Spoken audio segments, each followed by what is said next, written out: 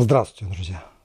В Назране матерям погибших освободителей на камеру подарили продуктовые наборы.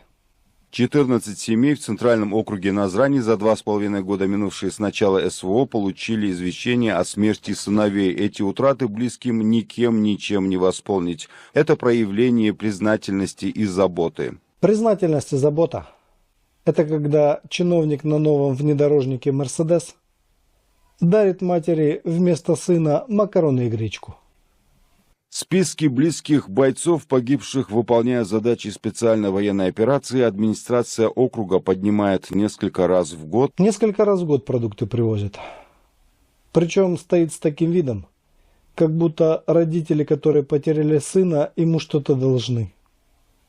В набор, в загрузке которого представители муниципальных властей участвуют лично, входят продукты первой необходимости. Мука 50 килограмм, сахар 50 килограмм, чай, масло растительное, молоко, печенье, рис, макароны. Ездить на новом черном «Мерседесе», который куплен на украденные выплаты освободителям, и дарить на камеру вдовам макароны, печенье и рис. В путинской России это одновременно и забота, и уют, и тепло, и даже немножечко по-домашнему.